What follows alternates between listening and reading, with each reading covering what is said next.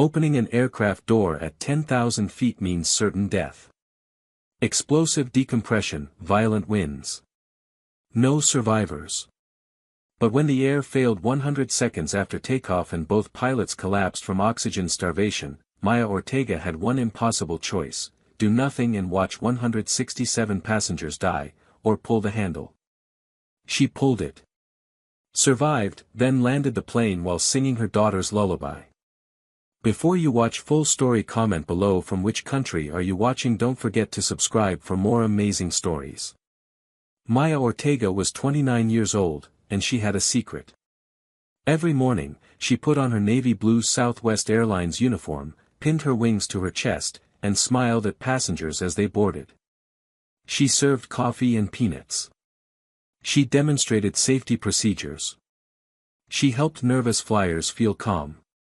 Just a flight attendant, people would say. But Maya was so much more than that.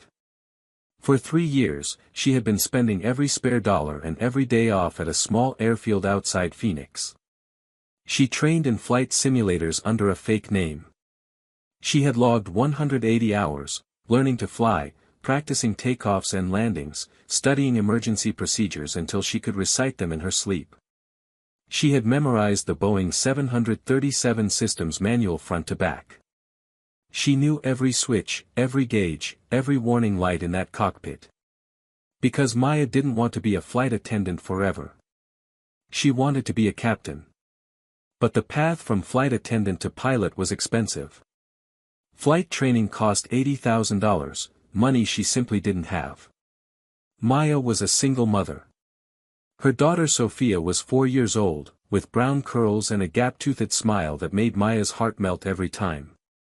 Every paycheck went to rent, daycare, groceries, and Sophia's needs. The simulator hours were all Maya could afford.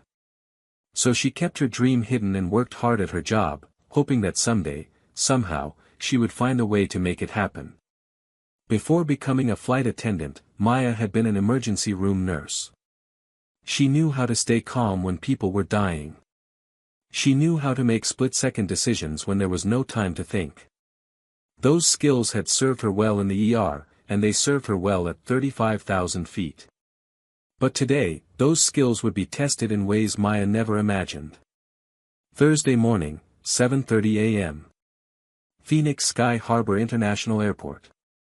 Southwest Flight 1492 to Seattle was a routine flight. Maya had flown this route dozens of times. She knew the flight attendants on her crew. She knew the pilots, Captain Lisa Hammond and First Officer David Park. They were professionals, experienced, calm under pressure. The Boeing 737-800 sat at the gate with 167 passengers and crew on board.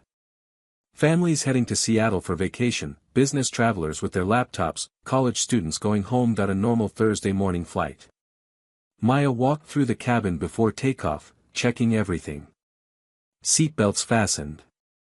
Tray tables up. Overhead bin secure. She smiled at a nervous elderly woman and reassured her that everything would be fine. First time flying? Maya asked gently.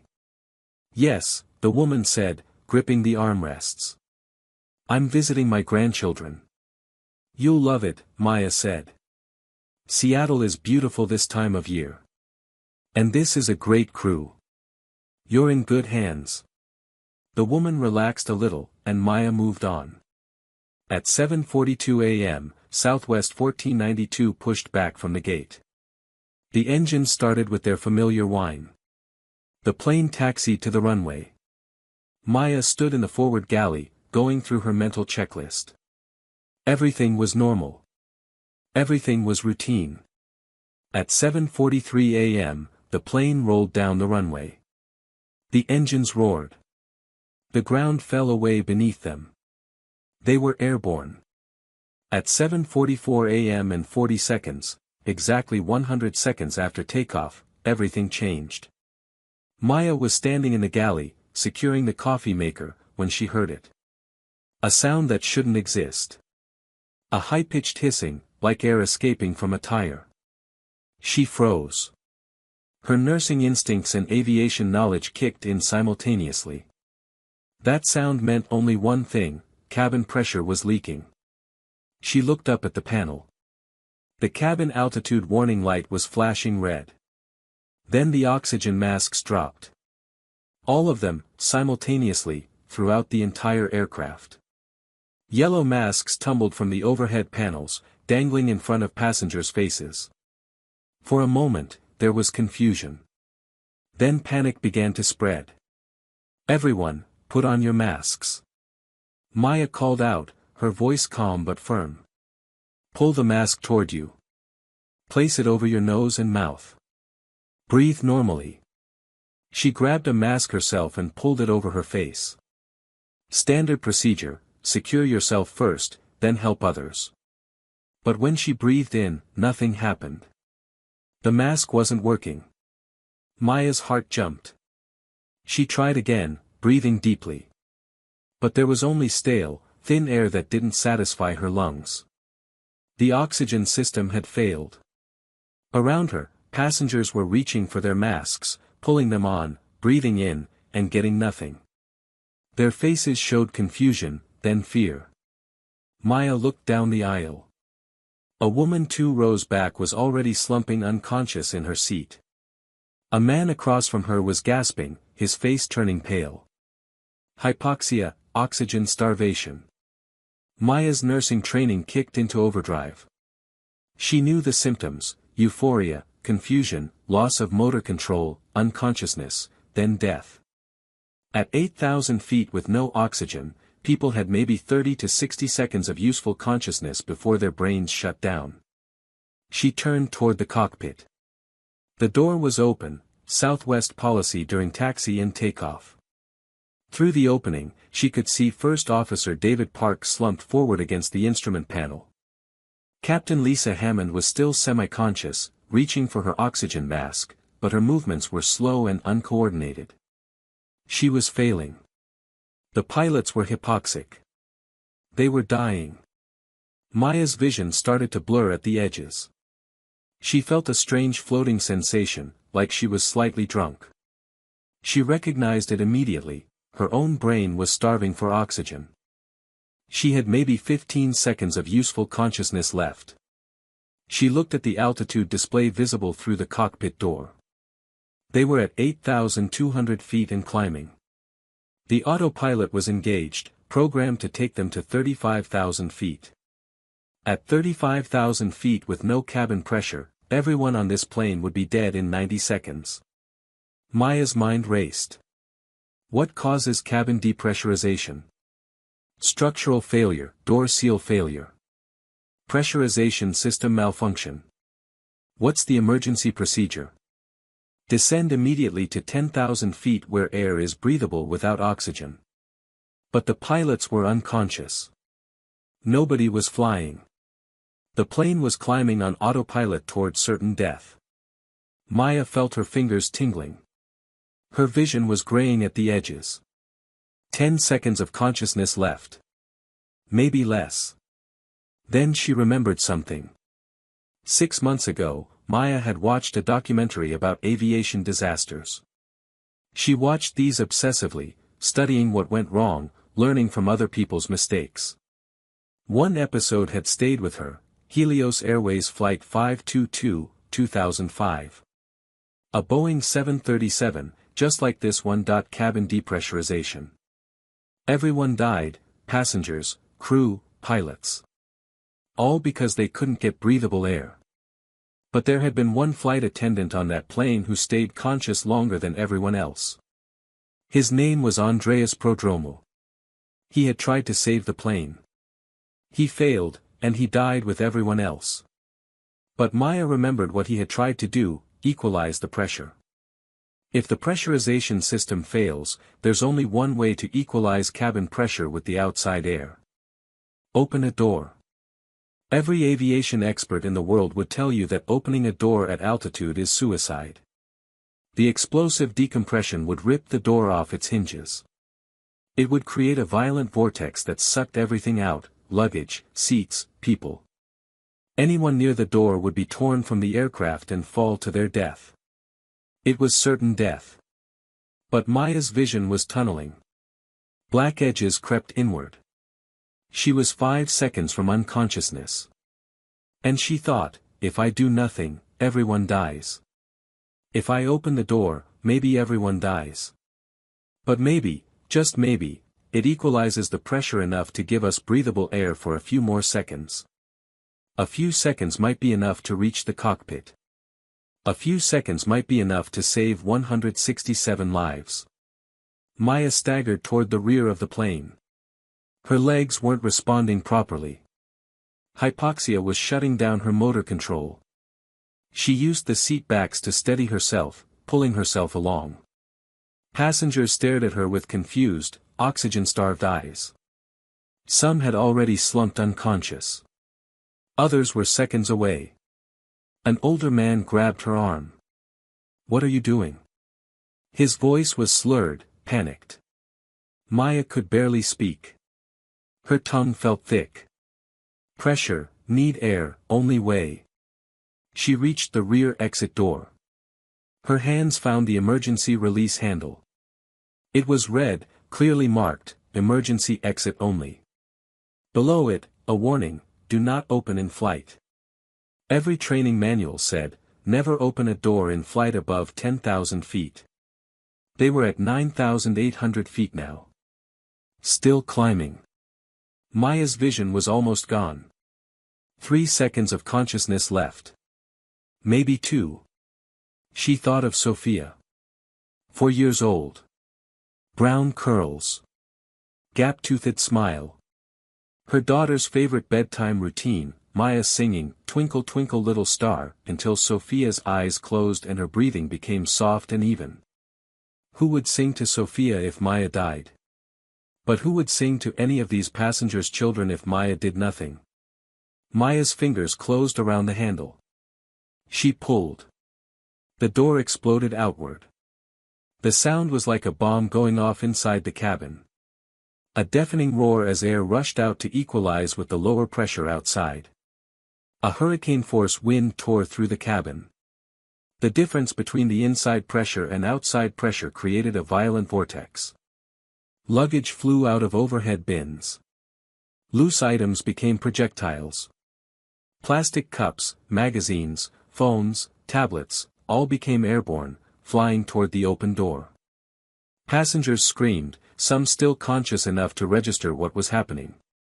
And Maya, standing right next to the open door, was hit by the full force of 300-mile-per-hour wind trying to suck her out of the aircraft. She grabbed the door frame with both hands. Her fingers wrapped around metal, holding on with every ounce of strength she had. The wind caught her body like a sail. Her legs flew out behind her, horizontal to the floor, feet pointing toward the open door and the 10,000-foot drop below. Her body was parallel to the cabin floor, held only by her grip on the door frame. The wind tore at her clothes. Her uniform jacket ripped. Her hair whipped wildly. She couldn't breathe, the wind was too strong, forcing the air from her lungs. This was the moment she should have died. This was the moment every aviation expert would have said was impossible to survive. But something happened that nobody expected. At 9,800 feet, the pressure differential between inside and outside wasn't as extreme as it would be at cruising altitude. At 35,000 feet, the force would have been unstoppable. But at 9,800 feet, it was violent but not instantly fatal. And the sudden equalization did exactly what Maya had hoped for. It restored breathable air. As the cabin pressure equalized with the outside atmosphere, the oxygen level rose. The air was thin, they were still at almost 10,000 feet, but it was breathable. Passengers who had been seconds from unconsciousness suddenly gasped and filled their lungs with air that actually worked. Maya's vision cleared. Her brain rebooted, oxygen flooding back to her starving neurons. She was conscious. She was also still holding on to the door frame for her life as 300 miles per hour wind tried to rip her out of the airplane. Her fingers were slipping. She couldn't hold on much longer. Then someone grabbed her legs. A passenger, a college football player named Marcus Chen, had seen what was happening. He had unbuckled his seatbelt and lunged forward, grabbing Maya's ankles with both hands. He pulled with everything he had. "Help me," he shouted to other passengers. Another man unbuckled and grabbed Maya's waist. Then a woman joined them. Together, they pulled, fighting against the wind, dragging Maya away from the door inch by inch. Maya's fingers finally released the door frame. The passengers pulled her back into the cabin, away from the opening. She collapsed on the floor, gasping for air. Her body was covered in cuts and bruises. Blood ran from a gash on her forehead where flying debris had hit her. Her hands were raw and bleeding from gripping the metal door frame. Her uniform was torn. But she was alive. And the cabin had breathable air. Through the still open door, wind continued to roar. The cabin was loud, chaotic, but people could breathe. They weren't dying anymore. Maya forced herself to her hands and knees. Her entire body was shaking. Her ears were ringing from the explosive decompression. Every muscle hurt. But she was a nurse. She had been through trauma before. She had treated patients in the ER who were bleeding, broken, dying, and she had stayed calm. She could do this. She looked toward the front of the plane. Through the open cockpit door, she could see the pilot still slumped unconscious. The plane was still climbing. The instrument panel showed 10,200 feet and rising. Maya was the only person on this plane who knew how to fly. She had to get to that cockpit. She had to fly this plane. Maya pulled herself to her feet using the seat backs. Her legs were weak, shaking. Blood dripped from her forehead into her eyes. She wiped it away with her torn sleeve and staggered forward. Passengers stared at her as she passed. Some were crying. Some were praying. Some looked at her like she was a ghost. They had seen her nearly get sucked out of the plane, and now here she was, walking. "We need to close that door," a man shouted over the roaring wind. Maya nodded. "Use the emergency closing lever. Don't get near the opening." Marcus, the football player who had saved her, stood up. "I'll do it." A firefighter named Derek joined him. Together they made their way to the rear, using luggage straps to secure themselves to the seats so they wouldn't get pulled toward the door. Maya didn't wait to watch. She had to get to the cockpit. She stumbled through the galley, past the flight attendant jump seats, and into the cockpit doorway. Both pilots were slumped unconscious. Captain Lisa Hammond was draped over the control yoke, her head resting on the instrument panel. First Officer David Park was collapsed against the side window, his oxygen mask hanging uselessly beside his face. The plane was at 11,000 feet and still climbing. The autopilot was engaged, following its programmed flight plan to reach 35,000 feet. If Maya didn't stop the climb, they would reach an altitude where even with the open door, there wouldn't be enough oxygen. Everyone would die. She grabbed Captain Hammond by the shoulders and pulled her back from the controls. Lisa's head lolled to the side, unconscious but breathing. Maya gently pushed her into the first officer's seat, where David Park was slumped. Then Maya slid into the captain's seat. It was too big for her. She was 5 feet 4 inches tall. The seat was adjusted for Captain Hammond, who was 6 inches taller. Maya frantically pulled the seat adjustment lever, sliding the seat forward until her feet could reach the rudder pedals. She adjusted the height so she could see over the instrument panel properly. Her hands found the controls. The yoke felt solid under her fingers. Real. This wasn't a simulator anymore. She was in a real Boeing 737 at 11,500 feet with 167 people whose lives depended on her not screwing up. Maya's hands were shaking so badly she could barely grip the yoke.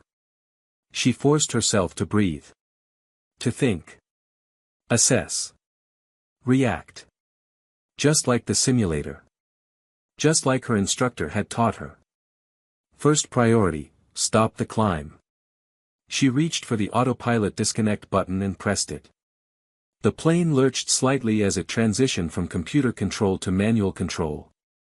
She was flying. She was actually flying a 737. Her heart pounded so hard she thought it might burst from her chest. The altitude was 11,800 feet. They needed to descend. Get below 10,000 feet where the air was thicker and everyone could breathe more easily. Maya pushed the yoke forward gently. The nose dropped. The climb stopped. She watched the vertical speed indicator. They were descending now at 500 feet per minute. Good. Not too fast. Not a dive. A controlled descent. But she also needed to close that rear door before something terrible happened, before a passenger got sucked out, or before the open door created aerodynamic problems that made the plane unflyable. She reached for the PA system and keyed the microphone. Her voice came through the cabin speakers, shaking but clear. "This is Maya, senior flight attendant. I am flying the aircraft. Both pilots are unconscious. I need someone strong to close the rear exit door. Do not get near the opening, use the emergency door closing lever on the wall. We need it closed now." In the rear cabin, Marcus and Derek were already working on it. They had found the manual lever and were cranking it, using all their strength to pull the door back against the wind pressure. It was slow work. The wind fought them. But inch by inch, the door moved. Maya kept her eyes on the instruments. Altitude, 11,200 feet. Airspeed, 200 knots. Heading, 045 degrees northeast. She needed to turn back toward Phoenix. They needed to land. But first, she needed help. She reached for the radio. Her fingers found the transmit button. "Phoenix Tower, this is Southwest 1492. Her voice shook. She tried to steady it. "Phoenix Tower, Southwest 1492. We have an emergency. Both pilots are unconscious. Cabin depressurization. I am a flight attendant, and I am flying the aircraft. I need assistance." Silence. 5 seconds of silence that felt like an hour. Then a man's voice, calm but shocked, "Southwest 1492, say again. Did you say a flight attendant is flying the aircraft?" "Affirmative." Maya's voice was stronger now. "Both pilots incapacitated by hypoxia. I have limited flight training, 180 hours in simulators. I've never flown a real aircraft. But I'm the only conscious person on board who knows how. I need vectors for an emergency landing." In Phoenix Sky Harbor's air traffic control tower, Controller Sam Rodriguez stared at his radar screen in disbelief. He was a 20-year veteran. He had handled thousands of emergencies. Engine failures, medical emergencies. Bird strikes. Landing gear problems. He had talked pilots through storms and guided them safely down when their instruments failed. But he had never heard anything like this. A flight attendant was flying a 737. He keyed his microphone. "Southwest 1492, roger your emergency. Descend and maintain 8,000 feet. Turn left heading 270. We are clearing all traffic. You will have runway 8 for a straight-in approach." "Copy," Maya's voice came back. "Descending to 8,000. Turning left to 270. Sam watched his radar screen as Flight 1492 began its turn. The turn was a bit wide, not as precise as a professional pilot would make, but it was controlled. She wasn't panicking. She was flying the plane. He picked up the emergency phone. "This is Tower. We have a situation. Southwest 1492, both pilots unconscious, flight attendant with simulator experience only is flying the aircraft. I need emergency equipment standing by, runway 8. And I need someone from Southwest Flight Operations here now. Within minutes, the tower was filling with people. Airport managers, Southwest supervisors, emergency coordinators. Everyone wanted to know what was happening. Sam ignored them and focused on his screen. Southwest 1492, you're doing great, he said into his microphone. Altitude? Passing through 10,000 feet, Maya responded. Good. How are the passengers? We had to open the rear door to equalize pressure. The door is closed now. People can breathe. Some injuries from the decompression, but everyone is conscious. Sam's eyebrows rose. She had opened a door at altitude. That should have killed her. But there was no time to process that now. Southwest 1492, what is your experience level? You said 180 simulator hours. Yes. I've been training for 3 years. I know the 737 systems. I've practiced emergency procedures. But I've never landed a real plane. Sam's heart sank. Landing was the hardest part. There was no room for error. But he kept his voice calm. You're going to do fine. I'm going to talk you through every step. The conditions are perfect, winds are calm, visibility is unlimited. You've got this. At 9,000 feet, Maya banked the plane gently to the left, bringing it onto a heading that would line it up with runway 8. She had done this 100 times in the simulator. But the simulator didn't shake like this. It didn't have the constant roar of wind through an imperfectly sealed door. It didn't have 167 people depending on her. Her hands were still shaking. She gripped the yoke tighter, trying to steady them. And she was singing. She didn't realize it at first. But her mouth was moving, and words were coming out, soft, almost a whisper. Twinkle, twinkle, little star, how I wonder what you are. It was Sophia's lullaby. The song Maya sang every night when she tucked her daughter into bed. The song that made Sophia's eyes heavy and her breathing slow and peaceful. Maya sang it now, and it did the same thing for her. Her breathing slowed. Her hands steadied.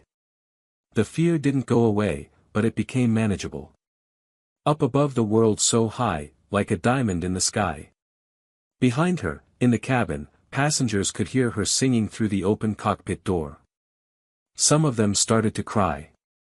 Others closed their eyes and prayed. A few took out their phones and started recording. In the back of the plane, Marcus and Derek finally got the rear door closed and locked. The roaring wind stopped. The cabin became quieter, though the engine's whine and the rush of air outside was still loud. Door is closed. Marcus shouted toward the cockpit. Maya felt a wave of relief. One problem solved. Now she just had to land this thing. Phoenix Tower, door is secured. Altitude 8,000 feet, ready for approach instructions. Southwest 1492, excellent, Sam Rodriguez's voice came back. You're going to start your final approach in about 5 minutes. I'm going to walk you through the landing checklist. First, I need you to configure the aircraft.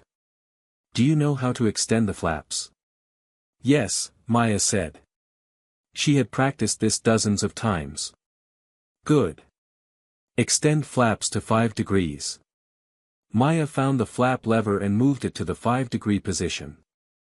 She felt the plane's nose pitch down slightly as the flaps deployed. The plane slowed from 200 knots to 180 knots. Flaps 5 confirmed, she said. Perfect. Now maintain 8,000 feet and 180 knots. You're doing great. Maya glanced at the instruments. Everything looked right. Altitude steady, airspeed steady. Heading locked toward the airport.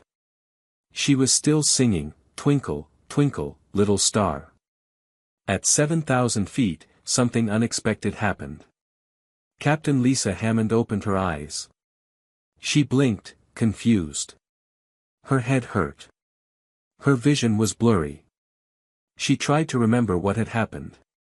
Takeoff, then, Nothing but a blank space in her memory.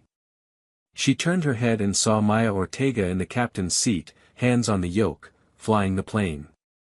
What? Lisa's voice was weak, raspy. What's happening? Maya didn't take her eyes off the instruments. Captain Hammond, you're awake. Stay still. You were hypoxic, oxygen deprivation. You've been unconscious for about 8 minutes. But you're flying. Yes, ma'am. I'm flying the aircraft. First Officer Park is still unconscious. I'm the only one conscious who knows how. Lisa tried to sit up, but her body wouldn't cooperate. She felt weak, dizzy. You're a flight attendant. Yes, ma'am. But I've also been training in simulators for 3 years. I have 180 hours of flight time. It's not much, but it's what we've got. Lisa's brain was struggling to process this. A flight attendant was flying her plane. But as she looked at the instruments, she saw that everything was stable. The plane was under control. Maya's hands were steady on the yoke. Talk me through it, Maya said, her voice tight with stress. I've practiced landings in the simulator, but I've never done it for real. I need your help. Lisa took a deep breath. Her head was clearing. The oxygen was helping her brain recover. Okay, she said. Okay. What's your altitude? 6,500 feet, descending to 6,000 for approach. Good. Airspeed? 180 knots. Flaps? Flaps 5. Perfect. When you reach 5,000 feet, extend to flaps 15. That will slow you down more and increase lift. Maya nodded. Her eyes stayed on the instruments. Understood, flaps 15 at 5,000 feet. Through the windscreen, she could see Phoenix spread out below them. The airport was visible in the distance, a long runway surrounded by buildings and roads. It looked so small from up here. Twinkle, twinkle, little star. Lisa heard Maya singing and realized what she was doing. Staying calm, keeping her breathing steady, using the lullaby as a focus point. Smart, Lisa thought. Very smart. You're going to make it, Lisa said. You're doing everything right. At 5,000 feet, Maya extended the flaps to 15 degrees. The plane slowed to 160 knots. She felt the change in the aircraft's handling. The flaps created more drag and more lift, making the plane easier to control at slower speeds. Phoenix Tower, this is Southwest 1492. We're at 5,000 feet, flaps 15, established on approach course. Southwest 1492, you're looking perfect, Sam Rodriguez said. Continue descent to 3,000 feet. At 3,000 feet, extend landing gear. Copy, descending to 3,000, gear down at 3,000. Behind the plane, emergency vehicles were lining up along the runway. Fire trucks, ambulances, police cars. The entire airport had stopped normal operations. All other flights were being held or diverted.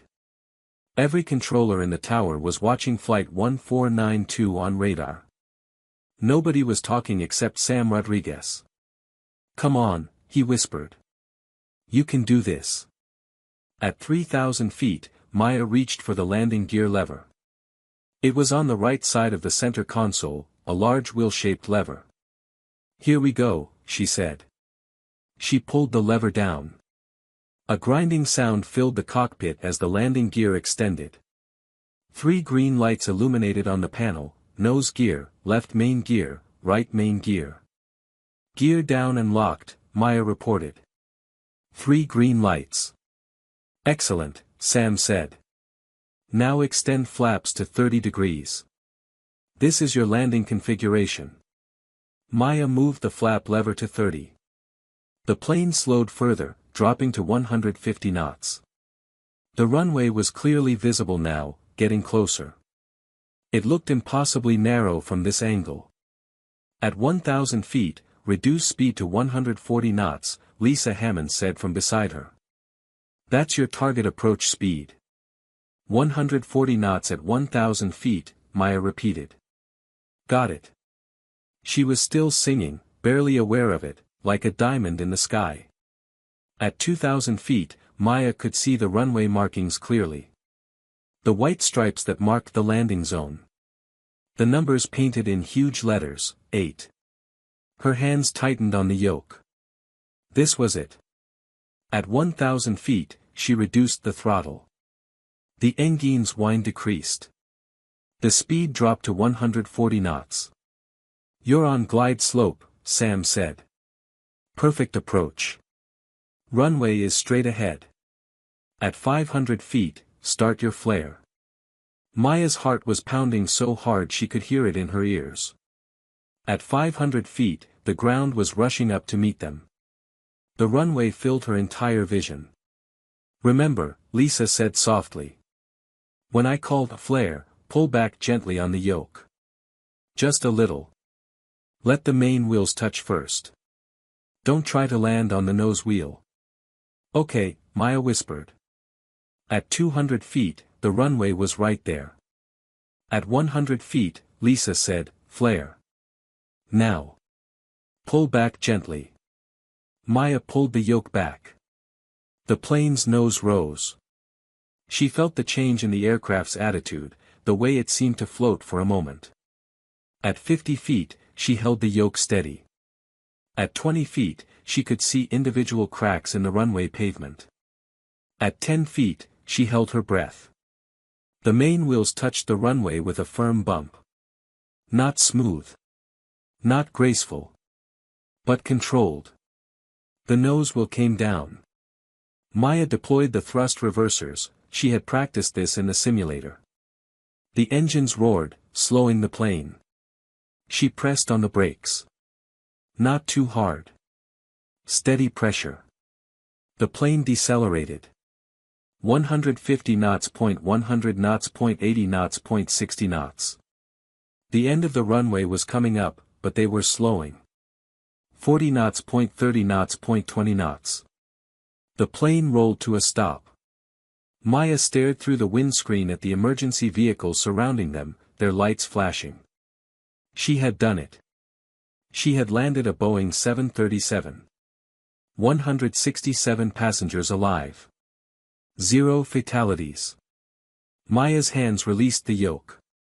They were shaking violently now, the adrenaline crash hitting her all at once. Captain Lisa Hammond put a hand on her shoulder.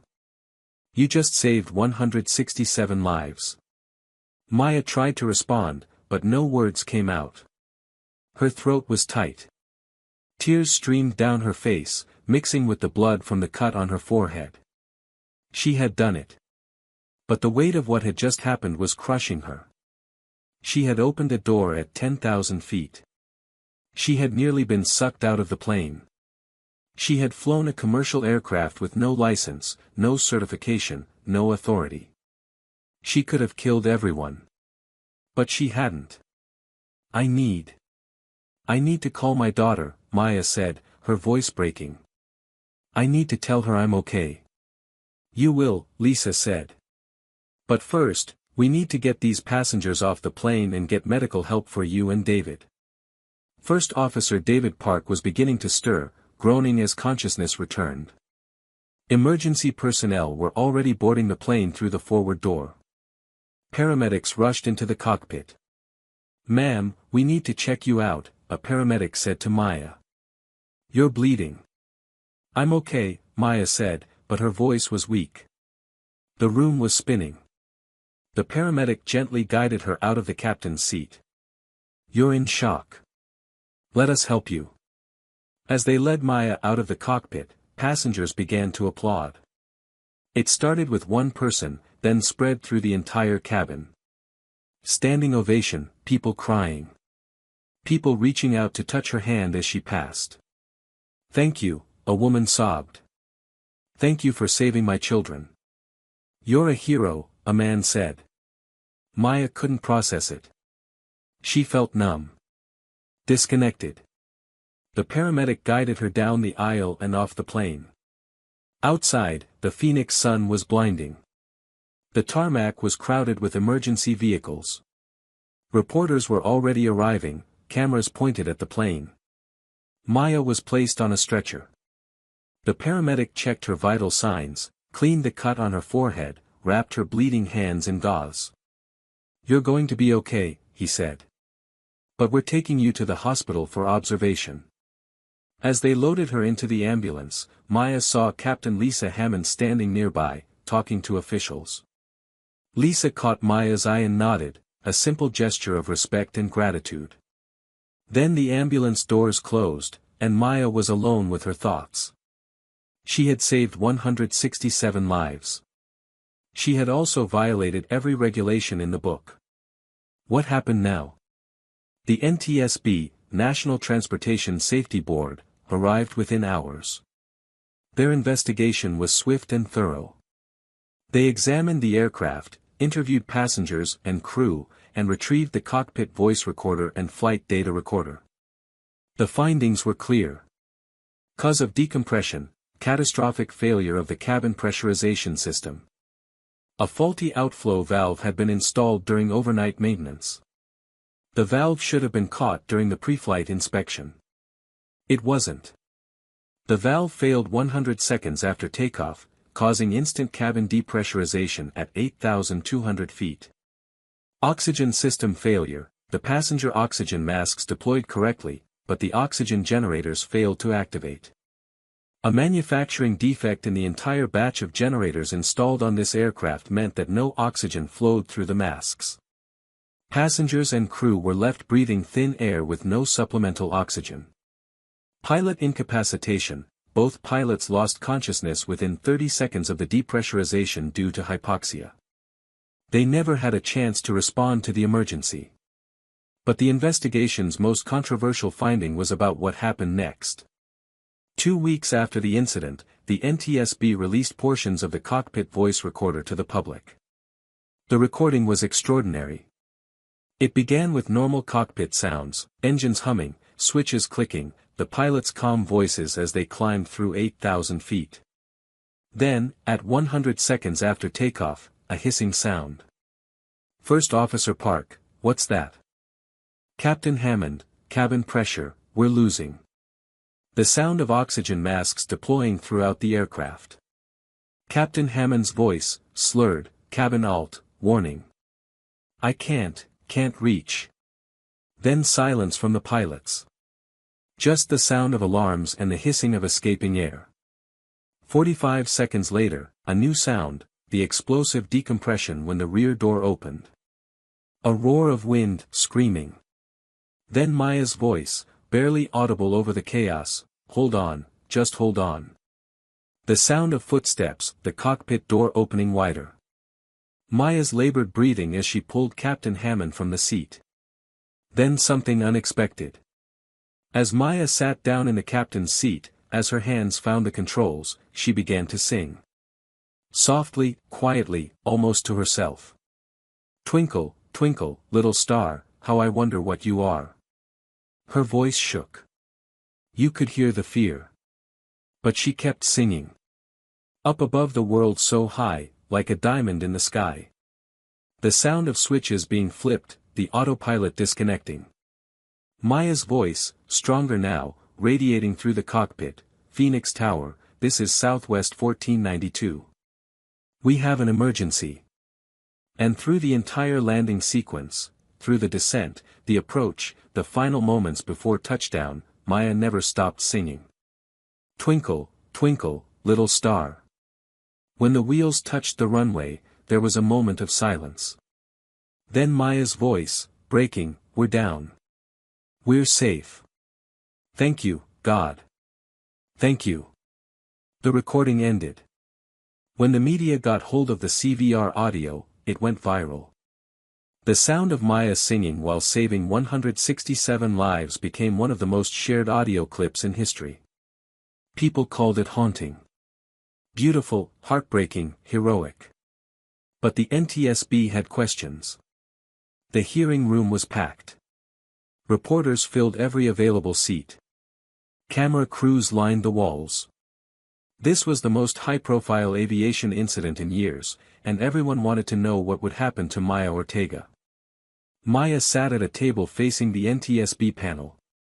She wore a simple blue dress. Her hands were still bandaged from the injuries she sustained during the decompression. A small bandage covered the cut on her forehead. She looked small. Young, scared. But when she spoke, her voice was steady. The lead investigator, a stern woman named Dr. Patricia Chen, began, "Ms. Ortega, thank you for appearing today. We want to understand exactly what happened on Southwest Flight 1492. Yes, ma'am, Maya said. Let's start with the most controversial action you took. You opened the rear exit door at 9,800 feet. Every aviation safety protocol says this is suicide. The explosive decompression should have ripped you from the aircraft. Why did you do it? Maya took a deep breath. The oxygen masks weren't working. Everyone was going hypoxic. I could feel it happening to me, the confusion, the loss of motor control. I had maybe 15 seconds of consciousness left. But opening a door. I know it was dangerous, Maya interrupted.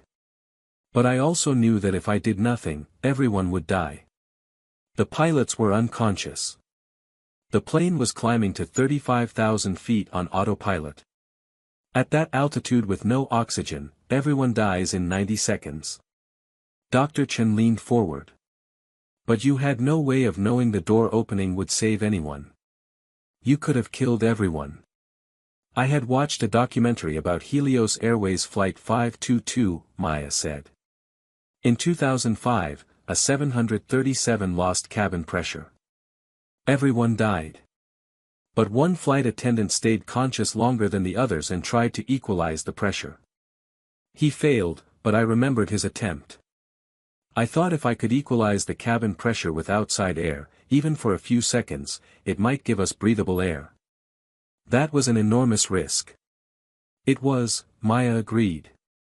But doing nothing was certain death. I chose action. An expert witness, Captain Robert Hayes, a retired airline pilot with 30 years of experience, spoke up, "Ms. Ortega, what you did defies all aviation safety training. Opening a door at that altitude should have killed you. You were incredibly lucky to survive." Maya nodded. "I know, Captain.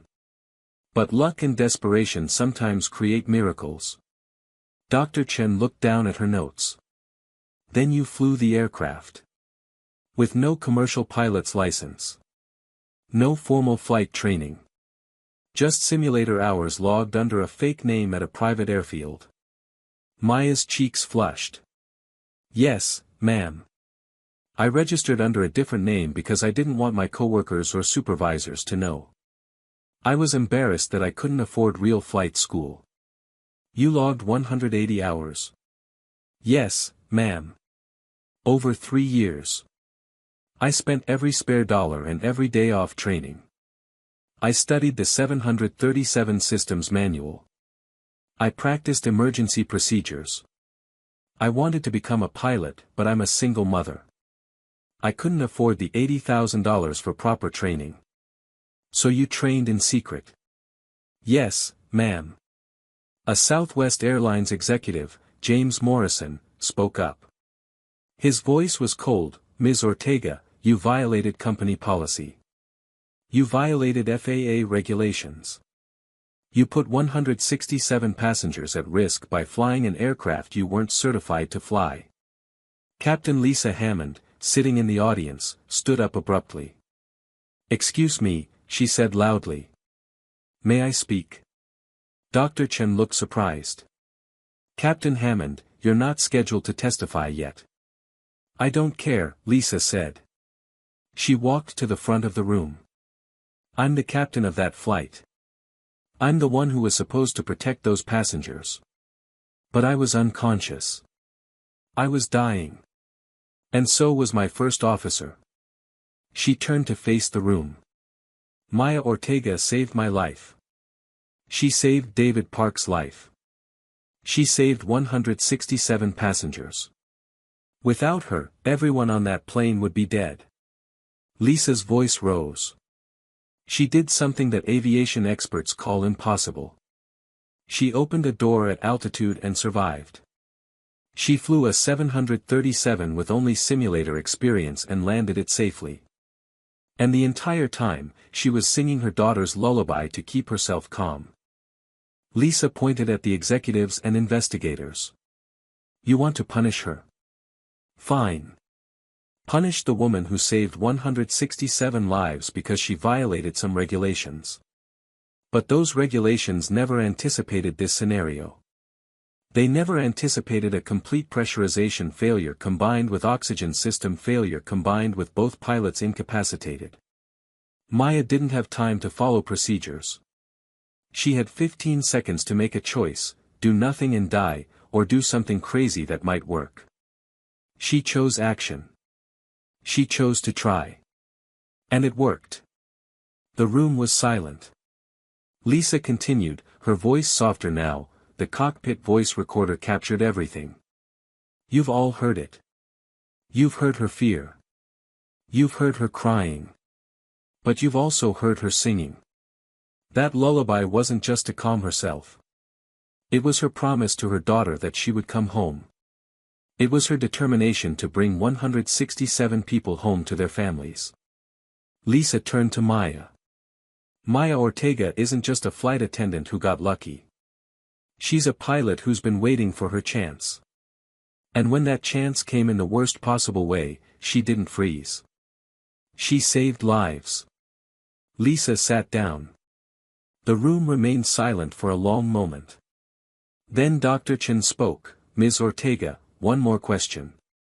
Why were you training to become a pilot? Maya's eyes welled with tears.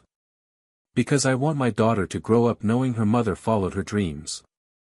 I want her to see that being just a flight attendant isn't good enough if you want more. I want to show her that hard work and determination can overcome any obstacle. Even poverty. Especially poverty, Maya said. I grew up poor. I became a nurse because it was the fastest path to a stable income. Then I became a flight attendant because I loved aviation. But I didn't want to stop there. I wanted to fly. I wanted to be in the left seat. I wanted to be the captain.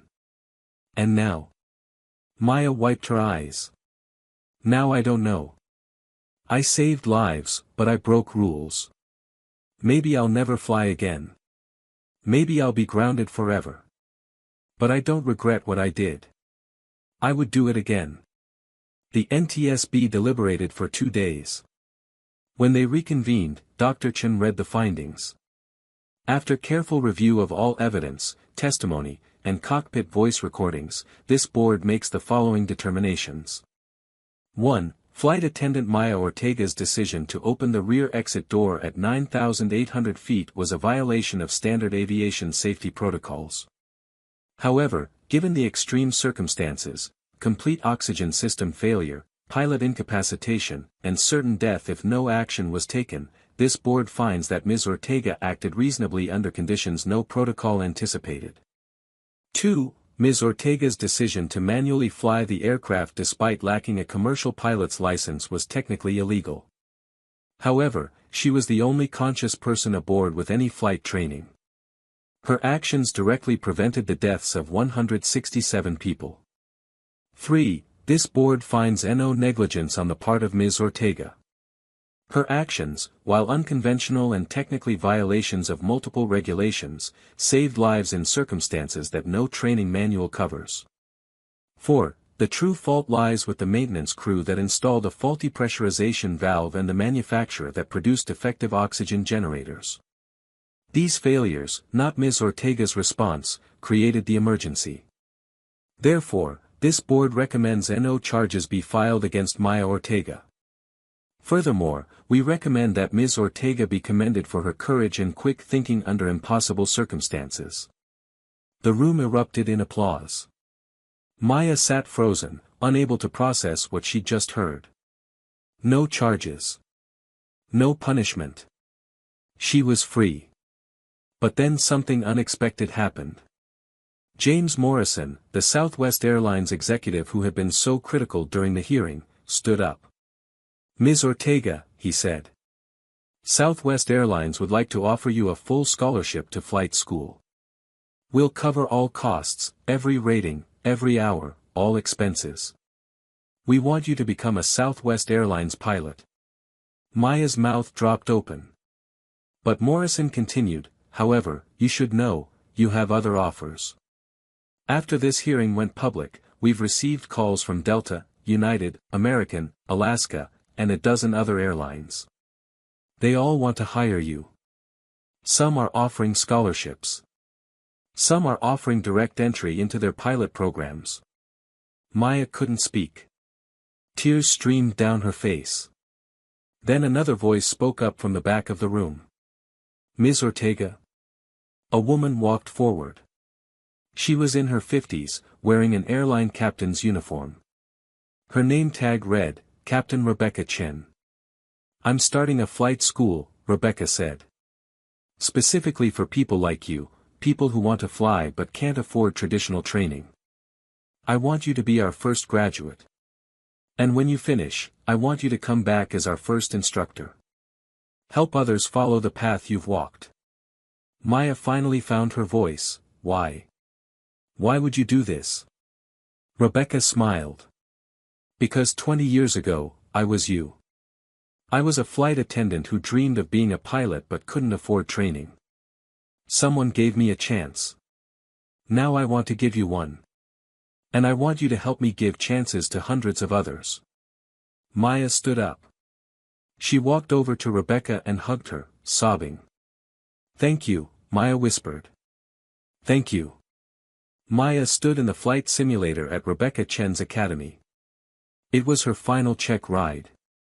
The last test before she earned her commercial pilot's license.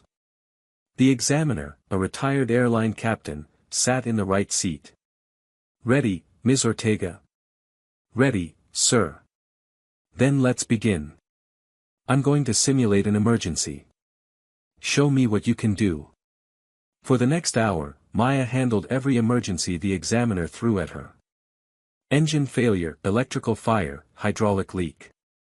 She handled them all calmly, methodically, professionally. When it was over, the examiner smiled. "Congratulations, Maya. You're a pilot." Maya's hands trembled as she shook his hand. After 3 years of secret training, after the disaster that nearly killed her, after months of intensive study, she was finally a licensed commercial pilot. But she wasn't done yet. She still needed her airline transport pilot rating. She still needed to log more hours. The path from commercial license to airline captain was long. But Maya had time. And she had support. Rebecca's academy gave her a job as a part-time instructor while she built flight hours. Southwest Airlines offered her a position as a first officer once she completed her training. Maya chose Southwest. The airline that had almost been the site of her death would now be the place where she pursued her dream. Maya walked through Phoenix Sky Harbor International Airport in her Southwest Airlines pilot uniform. First Officer Maya Ortega. 3 stripes on her shoulders, wings on her chest. She carried her flight bag and her coffee, heading toward the gate where her assigned aircraft waited. Southwest Flight 2847. Phoenix to Seattle, Boeing 737-800. The exact same route she had flown as a flight attendant a year ago. When she reached the aircraft, the captain was already there, doing the pre-flight inspection. Captain Lisa Hammond. "Morning, Maya," Lisa said with a warm smile. "Ready for your first official flight?" "Ready, Captain," Maya said. They walked through the pre-flight together. Lisa watched as Maya checked the systems, reviewed the flight plan, calculated fuel loads. Everything Maya did was precise, professional, confident. "You've come a long way," Lisa said quietly. Maya smiled. "I had a good teacher." "You taught yourself, Maya. I just helped you land." They settled into the cockpit. Maya in the right seat, the first officer's position. Lisa in the left seat, the captain's position. But someday, Maya knew, she would sit in that left seat. She would be the captain. It would take years. She would need thousands of flight hours. She would need to prove herself again and again. But she had already done the impossible once. She could do it again. As the passengers boarded, Maya ran through her checklist. Landing gear checks. Flap settings. Fuel crossfeed. Pressurization system, she paid extra attention to that one now. Everything was perfect.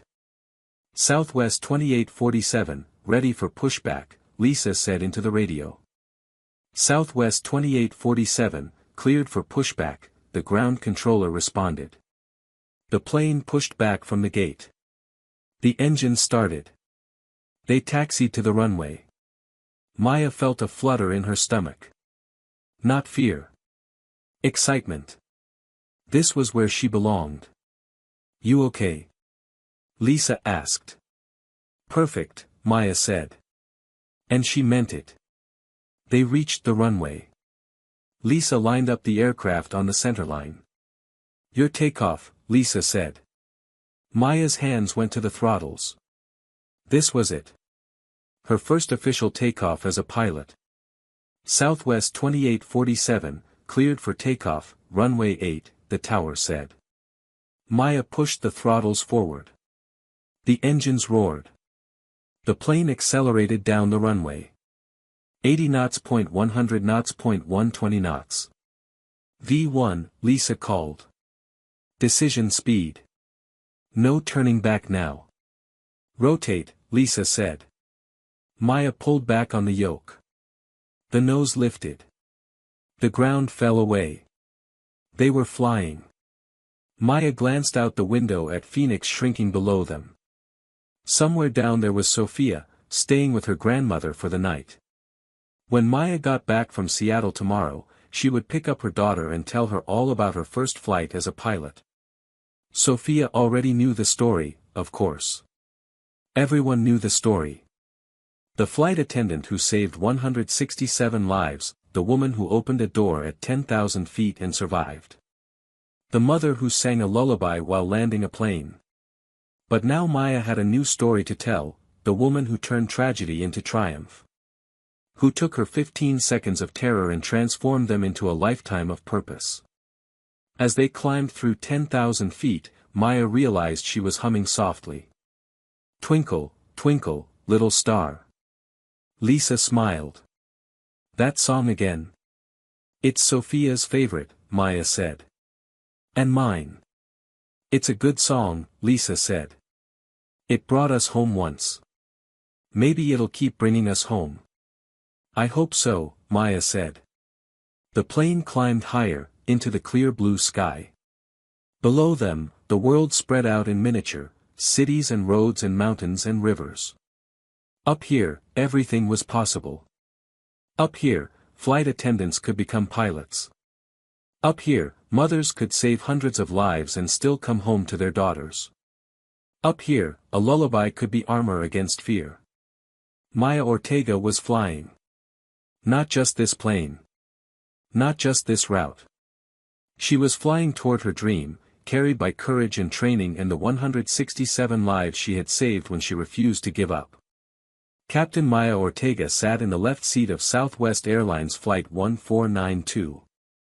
Yes, that Flight 1492. Southwest had retired the number after the incident, but 5 years later, Maya had requested it be reinstated for this special flight. Today was the 5-year anniversary of the emergency. And today, Maya was captain. In the right seat sat First Officer David Park, the same first officer who had been unconscious 5 years ago during the emergency. In the cabin were 150 of the original 167 passengers from that day. They had all requested to fly together, with Captain Maya Ortega at the controls. Before takeoff, Maya stood in the cabin and addressed them. 5 years ago, I was standing in this cabin as a flight attendant, she said. I never imagined I would stand here today as your captain. But life has a funny way of taking us where we need to go. She paused, looking at the familiar faces. The woman who had been unconscious in row 8, the college football player, Marcus, who had saved her life, the firefighter Derek. The elderly woman she had reassured before takeoff. "You've all been part of my journey," Maya continued. "You trusted me when I had no business asking for your trust. You believed in me when I barely believed in myself. And you survived because we all refused to give up." She smiled. "Today, we're going to fly to Seattle together. As we should have 5 years ago. This time, we're going to do it right. And I promise you, we're going to land safely." The passengers applauded. Maya returned to the cockpit. David Park smiled at her. "Ready, Captain." "Ready, First Officer." They went through the checklist together. Everything was perfect. As they taxied to the runway, Maya looked out at the Phoenix sky. Clear and blue and infinite. In her pocket was a photo of Sophia, now 9 years old. Sophia had attended Maya's captain upgrade ceremony last month, wearing a tiny pilot uniform Maya had bought for her. "Will I be a pilot like you someday, Mama?" Sophia had asked. "You can be anything you want," Maya had said. "Pilot, astronaut, doctor, engineer, anything, don't let anyone tell you that you're just anything. You decide who you are." Now, as Southwest Flight 1492 lined up on runway 8, Maya thought about that conversation. She thought about the girl who had been just a nurse. The woman who had been just a flight attendant. The mother who had been just trying to survive. And now? Now she was Captain Maya Ortega. Pilot, instructor, role model, survivor. Mother. Southwest 1492, cleared for takeoff, the tower said. Maya pushed the throttles forward. The engines roared. The plane accelerated. And as they lifted off into the Phoenix sky, Maya whispered softly, so softly that only David Park could hear. "Twinkle, twinkle, little star, how I wonder what you are." Because some songs never leave you. Some songs save your life. And some songs remind you that even in your darkest moment, when you have only 15 seconds to make an impossible choice, you can still sing your way home. Maya had done it once. She would keep doing it. One flight at a time. One note at a time. Forever. This story is about more than just an aviation emergency. It's about the person who gets overlooked. The just a flight attendant. The just a nurse. The just a mom. It's about the hidden dreams we carry. The secret training we do when nobody's watching. The potential we have that the world hasn't seen yet. Maya Ortega did the impossible because she had to. Because 167 lives depended on her, because her daughter needed her to come home. She opened a door that should have killed her. She flew a plane she wasn't certified to fly. She sang a lullaby while the world watched her save hundreds of lives. And in doing so, she proved that sometimes the most unlikely hero is exactly the hero we need. Never underestimate the person serving your coffee. They might be the one who saves your life. 10 years after that day, Maya Ortega stood in front of 200 aspiring pilots at Rebecca Chen's Flight Academy graduation ceremony. She was now a Southwest Airlines captain with over 8,000 flight hours. But more importantly, she had helped train 47 pilots who couldn't afford traditional flight school, pilots who were flight attendants, mechanics, teachers, nurses, single parents, people from poor backgrounds who had big dreams. When I was 29 years old, Maya told the graduates, I had 15 seconds to make a choice. Open a door or let everyone die. The experts said opening that door was suicide. They were almost right. But I didn't have the luxury of being an expert. I only had the luxury of trying. She paused, looking at the young faces before her. Every one of you has been told you're just something. Just a dreamer, just someone without money, just someone without connections, just someone who doesn't fit the traditional mold. But that word, just, is the biggest lie you'll ever hear. You are not just anything. You are pilots. You are survivors. You are people who refuse to accept limitations. When I opened that door at 10,000 feet, I wasn't thinking about being a hero. I was thinking about my daughter Sophia. I was thinking about 167 families who deserved to see their loved ones again. I was singing a lullaby because it was the only thing keeping me from falling apart. Maya's voice grew stronger. That's what courage is. It's not the absence of fear. It's singing your lullaby while you do the impossible thing. It's taking action when everyone else has given up. It's refusing to accept that just defines who you are. She smiled at the graduates. You've all earned your wings today. Now go out there and show the world that the most unlikely heroes are often the ones who save the day. Fly safe. Fly proud. And never forget, you are never just anything. The auditorium erupted in applause. And somewhere in the back row, 9-year-old Sofia Ortega watched her mother with shining eyes, wearing her own junior pilot wings, dreaming of the day she would follow in her mother's footsteps. Because some legacies aren't just about surviving. They're about showing others how to fly.